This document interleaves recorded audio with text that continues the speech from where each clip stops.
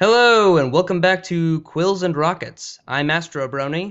And I'm Thornquill, and winter is coming. Yes, winter is coming with Wilhelm. Yes.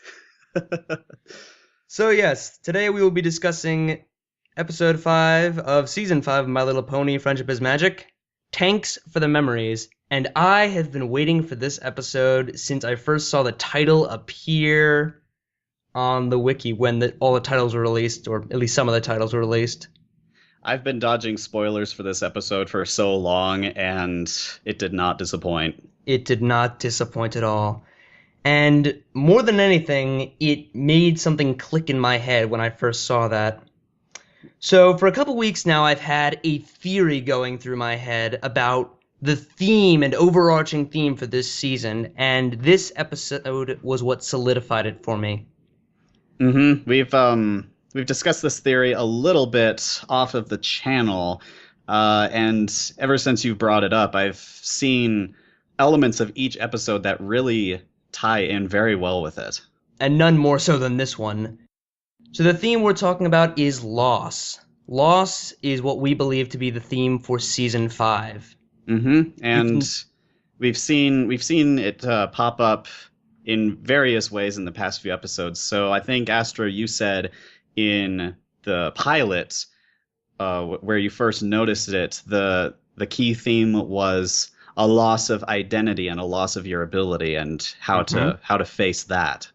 And they can show that much better in My Little Pony than they can in real life, because in MLP, your identity, who you are, your special talent and ability is marked physically on you with your cutie mark. So the removing of that by Starlight Glimmer symbolizes and is the removal and loss of what makes you unique and separates you out from everyone else. And in Castle Sweet Castle, we had the obvious theme of loss of your home. And for Blooming Gloom, we had to work a little on that one, but I think we came up with the idea of loss of your place. Yes, I actually had some help from that from a friend of mine. I asked him about it because I couldn't first think of it, and I asked him, and he immediately said, it's the loss of your place. The loss of your place in this world. And it just fits so perfectly. Apple Bloom was confused about the loss of her place and how she fits in. And here, in this episode, we have a very personal kind of loss, and that is The the loss loss of of a a loved friend. one. Or I would say the loss of a loved one, Or a too. loved one, yeah, yeah. And this is big, because this is, at least the way I viewed it, is the closest that we are ever going to come in MLP to discussing death. That's what this is. Unless they ever decide to reveal the backstory of the Apple family, this is the closest that we have gotten, and it's certainly one of the more emotional that we've seen. Definitely. So the episode starts out with, we see that, just as we've said before, we've come full circle, we're going to the beginning of winter, the running of the leaves, and Tank is acting a little odd, and Rainbow notices this. And so, he, being a responsible pet owner, Rainbow brings Tank to Fluttershy to take a look and do a doctor checkup. Yep, and Fluttershy fulfilling a bit of her role more as the official veterinarian rather than just someone who takes care of animals Yep. as a hobbyist. So again, really developing her role in this. Oh, yes. She tells Rainbow that Tank is a tortoise, therefore he will hibernate for the winter. And we obviously have our little science bit that My Little Pony puts in there for educational purposes. It did feel a little educational, didn't it? It did, and it was. Let's face I it. could put up with it though. It was Oh, it was fine. It was perfect. I mean, not So everybody knows what a hibernation is. this So, is true. This there is you go. very, very true. And so this leads Rainbow into to enter a bit of a state of angry denial, which I thought happened myself watching the episode. I thought happened a little fast at first, and I thought her reaction was a little extreme. I had to rationalize it a bit after the fact, and I realized she's not just dealing with oh, I'm not going to be able to play with my pet for a little while. She is dealing with the idea of, I'm not going to be able to see one of my closest friends for months. And that allowed me to understand her emotions in this episode a lot better. And if you look at it through the lens that at least I was looking at through, where this was supposed to symbolize the death and loss of a loved one, then it makes more sense. Then it's not even irrational. It's perfectly reasonable. Mm-hmm. Dealing with the loss of a loved one and a friend is never easy. It never has been, and it never will be. And people go a little nuts when that happens. They go into very angry denial. They will yell at you if you tell them you just have to let it go. They will get very upset with you. Even if it's not a permanent thing, as it is in the episode, or as it isn't in the episode, the idea that, it's gonna come back and be normal in 6 months or so, or however long, it doesn't help because it feels so distant, and you can only focus on what you're losing at the moment. And I personally can definitely connect to that, and it does hurt. It is hard. It does. And you do go a little nutty. I've never gone to this extreme, but again, I view this extreme as she's losing a friend for the first time. Yeah. And you go a little nuts. You will do anything in your power to stop it. And Rainbow Dash is a very emotional and impulsive character. She feels emotions to great extremes, and she acts on those emotions accordingly. And I would even put her, to add on to that, she's the element of loyalty. She will try and be loyal to her friends, stick with them. She does not want her friend to leave. Exactly. This isn't, or at least it isn't entirely Rainbow Dash being self-centered, or at least not entirely. This is her putting what she perceives as Tank's needs and desires above everything else, above the agenda of an entire city. And Rainbow, that is something that you would do. Most of us would not have the capability to do it, but Rainbow does have that. Rainbow does, yeah. And if I had the capability to spin the world or move the continent or something to be with someone that and didn't want to lose somebody, I would do it in a heartbeat. And I think the song in this episode, which, by the way, I think is my favorite of the songs that we've had so far. It was the second I heard her start singing, I went, oh man, we're going to have another song. But it was good. We've had a very musical season so far. We have. Each song has fit the episode very well. Yeah. With the quiet and low-key lullaby that Applejack sings, and this one that just covers the spectrum of what is going on in Rainbow Dash's head. We get the idea of how she sympathizes with the weather ponies, but to her, they're no longer as important because she doesn't want to say goodbye to Tank. Yeah. And we see throughout the whole song, it's not just a song where she's just singing because why not. Stuff is happening. She's moving stuff around. She's accomplishing tasks. She's screwing with people, which is pretty funny to watch. And the animation in this whole sequence is really good. This was the first time. I mean, I've noticed it here and there throughout the season. This was the first episode where I've really started to notice the animation and how far it has come since My Little Pony started. It has. We've gotten facial expressions left, right, and center. I've seen some very interesting facial expressions and movements from Rainbow. How the Rainbow Grinch stole winter. Oh, yes. Oh, man. That one was just funny. But man, I was blown away by Cloudsdale in this episode.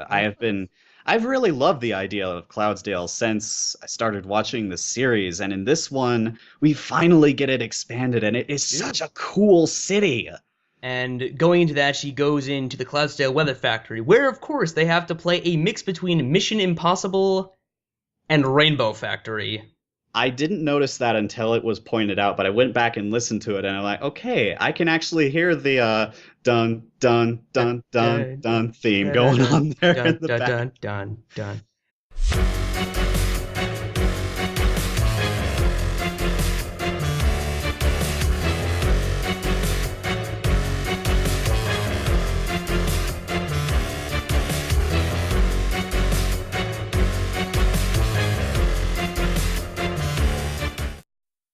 And that's just a little funny and creepy at times.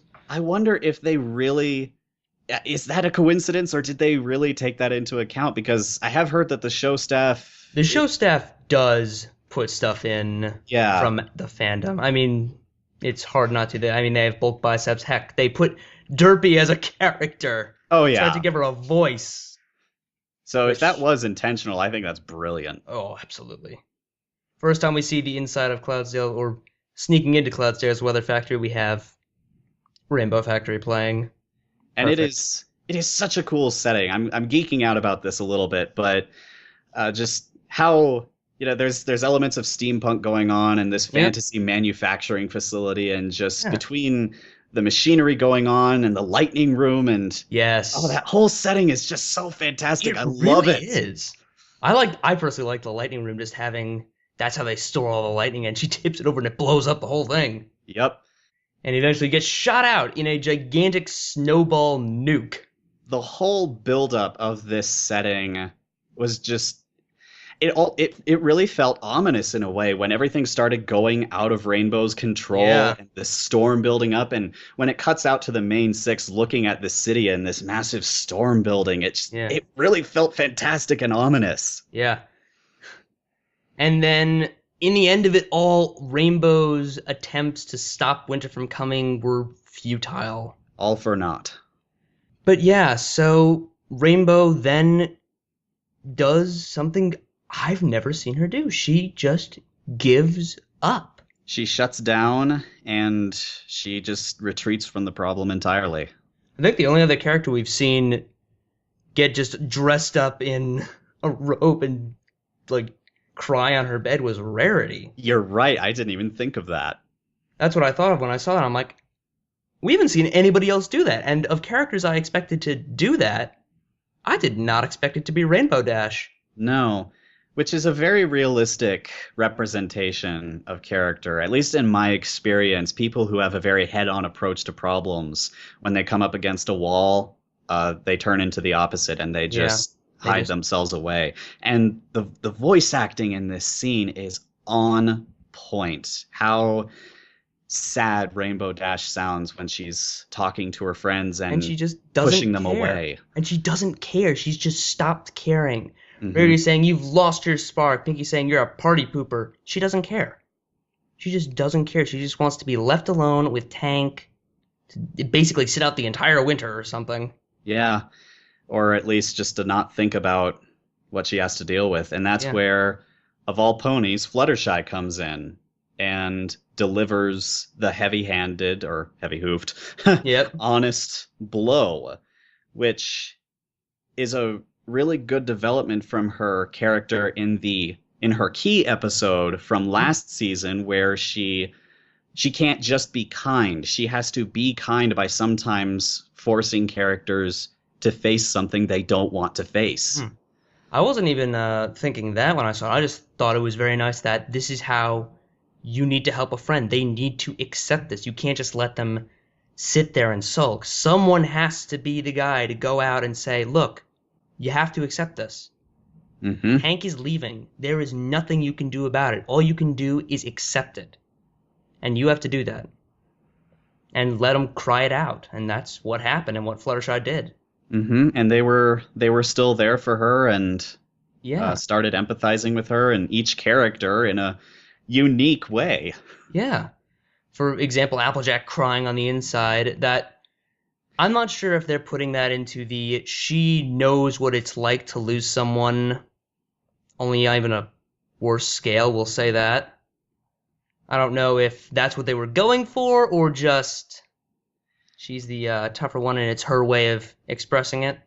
I think it was both. I think that she has dealt with loss before, and she's also one of the most introverted of the main six next to Twilight. She doesn't Well, wear her emotions on her Who sleeve. also doesn't cry.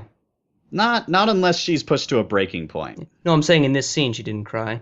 Oh no, because she's being the rational one. Yeah. And I guess it was both a lesson for your friends on how to deal with your friend when they are going through a loss and how to accept loss. that quiet moment at the end where Rainbow asks, "This is really what you want to do, huh?" And she has to say Yeah, goodbye to Tank. This is that was It's not a moment you can magic away or fix. It's something that you you have to have to deal come with. to terms with and say goodbye. Which I that of moments in My Little Pony, this is one of the saddest and really most heart-wrenching Mm-hmm. moments. That scene and also the scene in Rainbow's room with Tank at the very end, where she's finally coming to terms with her friends after having cried it all out. Just having to accept that, look, you have to go, There's and there's nothing you can nothing I can do. do. It's a real heart-wrenching moment because that's something we will all have to deal with, everybody. Yes. So, and on even a larger scale, it's not just 6 months for us. I mean, sometimes it's 6 months, but Sometimes it's a few months, sometimes it's years, and other times sooner it's or later forever. you lose someone forever. It's forever.